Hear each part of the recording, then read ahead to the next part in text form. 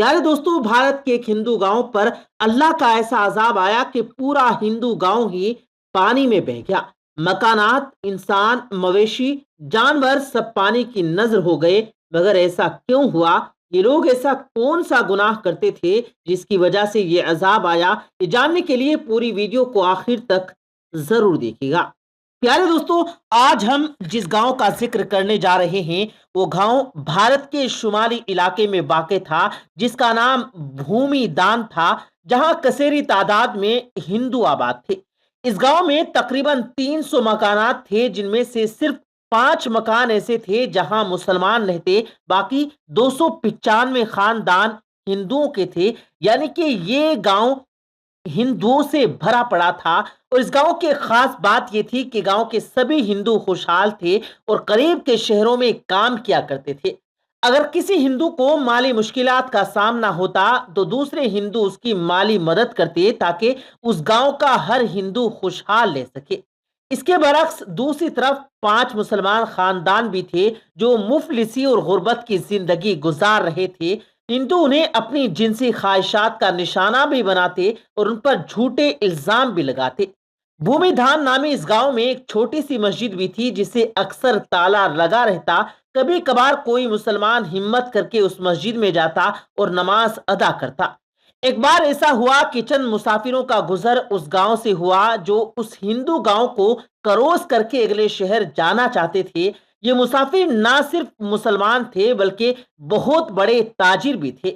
یہ ہر روز اپنا مال دوسرے شہروں میں بیچنے جایا کرتے۔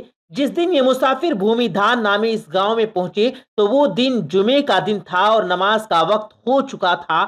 وہاں کے ہندوؤں نے جب تاجروں کو بڑی شان سے مسجد کی طرف جاتے دیکھا تو چوراہے پر اکٹھے ہو گئے۔ مسافر تاجروں نے جب مسجد کے دروازے پر تالا لگا دیکھا تو بڑے حیران ہوئے۔ خیر، انہوں نے مسجد کے قریب پہنچ کر ایک مسلمان شخص کے گھر سے چابی لی اور مسجد میں داخل ہو گئے۔ ان میں سے ایک نے بآواز بلند اذان دی تاکہ آس پاس کے مسلمان بھی نماز ادا کر سکے۔ ناظرین گرامی، جب مقامی مسلمان مسجد میں آ گئے تو مسافر تاجروں میں سے ایک شخص نے صورتحال بھانپتے ہوئے تقریر شروع کی۔ گاؤں کے غیر مسلم مسجد کے باہر کھڑے تقریر سن رہے تھے۔ یہی وجہ تھی کہ تقریر کرنے والے نے غیر مسلموں کو اللہ کے عذاب سے ڈرایا اور لوط علیہ السلام کی قوم کا حال بیان کیا کہ کیسے وہ ہم جنس پرستی میں مبتلا ہوئے اور اللہ نے ان پر عذاب نازل کر دیا۔ جبکہ تقریر کرنے والے شخص نے مسلمانوں پر ظلم ڈھانے والوں کو بدترین انجام سے بھی آگاہ کیا۔ اس کے بعد جمعے کی نماز ادا کی گئی اور تاجر اپنی منزل کی طرف روانہ ہو گئے۔ دوسری طرف گاؤں کے جو نون مسلم جنہوں نے تقریر سنی تھی، بجائے اس کے کہ مسلمانوں سے اچھا سلوک کرتے، ان میں ایسی خرابی پیدا ہوئی کہ جس کا کسی نے یقین نہیں کیا تھا۔ بھومی دھان نامی اس گاؤں کے غیر مسلم ہم جنس پرستی میں مبتلا ہو گئے۔ گاؤں کے پنڈت نے مسلمان تاجر کی تقریر سنی تو اس نے یہی کہنا شروع کر دیا کہ مسلمان جھوٹ بولتے ہیں۔ مرد کا مرد سے جنسی لطف حاصل کرنا یا عورت کا عورت سے جنسی لطف حاصل کرنا کوئی برائی نہیں ہے۔ ساتھ ہی ساتھ پنڈت نے گاؤں کے غیر مسلموں کو بھی یہ دعوت دی کہ تمام ہندو بھی اس گھنونے فعل کو اپنا لیں۔ اگر مسلمان سچے ہیں تو ہم بھی دیکھتے ہیں کہ کیسے ہم پر عذاب آتا ہے۔ اس کے بعد پورا غیر مسلم گاؤں پنڈت کی کہی ہوئی بات پر عمل کرنے لگا۔ بھومی دھان نامی گاؤں میں رہنے والے غیر مسلم مردوں سے جنسی خواہش پوری کرنے لگے۔ بھومی دھان نامی گاؤں میں رہنے والے غیر مسلم اپنی جنسی خواہشات مردوں سے پوری کرنے لگے اور ہندو عورتیں بھی لذت کے لیے دوسری عورتوں کا استعمال کرنے لگی۔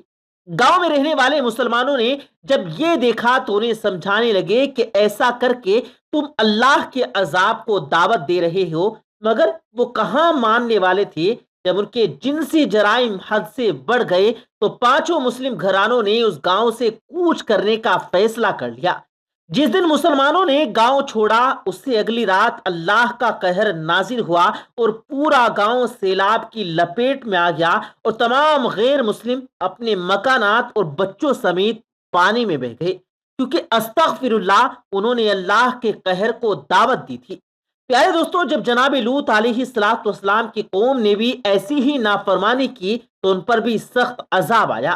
حضرت جابر بن عبداللہ رضی اللہ تعالی عنہ سے روایت ہے کہ جناب رسالت آپ صلی اللہ علیہ وآلہ وسلم نے ارشاد فرمایا، سب سے زیادہ اندیشہ مجھے اپنی امت پر قوم لوط کے فعل کا ہے۔ حضرت عبداللہ بن عباس رضی اللہ تعالی عنہ سے روایت ہے کہ جناب رسول کریم صلی اللہ علیہ وآلہ وسلم نے ارشاد فرمایا، ملعون ہے وہ شخص جس نے قوم لوط کا کام کیا۔ حضرت عبداللہ بن عباس رضی اللہ تعالی عنہ سے روایت ہے کہ جناب رسول کریم صلی اللہ علیہ وآلہ وسلم نے فرمایا، اللہ رب العزت نگاہ نہ فرمائے گا اس شخص کی طرف جس نے مرد یا عورت سے اغلام کیا۔ جب قوم لوط نے بدفعلی کی اور اس پر اڑے رہے تو اللہ رب العالمین نے ان کو عذاب سے ہلاک کر دیا۔ قوم لوط کا قصہ تفصیل کے ساتھ کتابوں میں تفصیل سے مل سکتا ہے۔ مختصراً یہ کہ قوم لوط کی بستیاں نہایت زرخیز اور پھلوں سے بھرپور تھی۔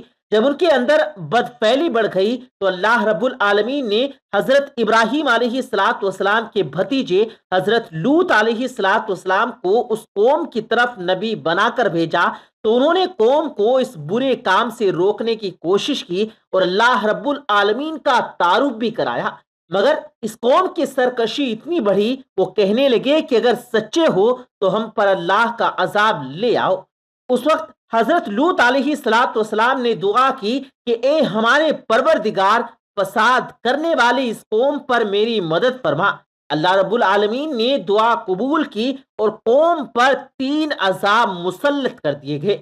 سورۃ الحجر کی آیت نمبر 83 اور 84 میں ذکر ہے، بس سورج نکلتے نکلتے انہیں ایک بڑے زور کی آواز نے پکڑ لیا، بالآخر ہم نے اس گوہر کے اوپر تلے کر دیا اور ان لوگوں پر کنکر والے پتھر برسائے۔ اللہ رب العالمین نے قوم لوط کی بے حیائی کی وجہ سے ایسا عذاب دیا کہ کسی امت کو بھی وہ عذاب نہیں دیا گیا۔ اسی لیے حدیث پاک میں قلم ہے کہ جس کو بھی قوم لوط جیسا عمل کرتے پاؤ تو فاعل اور مفعول دونوں کو قتل کر دو۔ ایک روایت میں تو یہ فرمایا کہ جو شخص چوپائے سے بدفعلی کرے اس کو اور جانور کو دونوں کو قتل کر دو۔ ناظرین، ابن ابی دنیا نے محمد بن مفکر رضی اللہ تعالی عنہ سے روایت کی ہے کہ حضرت خالد بن ولید رضی اللہ تعالی عنہ نے خلیفہ اول حضرت ابو بکر صدیق رضی اللہ تعالی عنہ کو لکھا کہ رب کے اطراف میں بعض ایسے لوگ پائے جاتے ہیں جو عورتوں کی طرح مردوں سے نکاح کرتے ہیں۔ تو حضرت ابو بکر صدیق نے صحابہ کو جمع کیا، جن میں مولا علی مرتضیٰ بھی شامل تھے، اور فرمایا کہ اغلام ایسا گناہ ہے جس کو کبھی کسی نے نہیں کیا سوائے قوم لوط کے، اور اللہ رب العالمین نے اس کی جو سزا دی وہ سبھی کو معلوم ہے۔ میری رائے یہ ہے کہ ایسے شخص کو آگ میں جلا دینا چاہیے۔ حضرت ابو بکر صدیق نے حضرت خالد بن ولید رضی اللہ تعالی عنہ کو لکھا کہ ان کو آگ میں جلا دو، تو حضرت خالد بن ولید نے ان سب لوگوں کو آگ میں جلا دیا۔ امام اعظم حضرت ابو حنیفہ رحمۃ اللہ علیہ کے نزدیک بھی ایسا کام کرنے والوں کو آگ میں جلا دیں یا ان پر دیوار گرا دیں یا ایسی ہی کوئی اور سزا جو حاکم یا بادشاہ جج تجویز کریں۔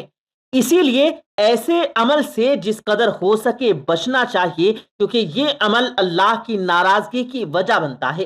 آخر میں حسب روایت دعا ہے کہ اللہ رب العالمین اپنے فضل سے ایسے تمام افعال جو اللہ رب العالمین کی ناراضگی کی وجہ بنتے ہیں ان سے ہماری پوری حفاظت فرمائے۔ آمین ثم آمین۔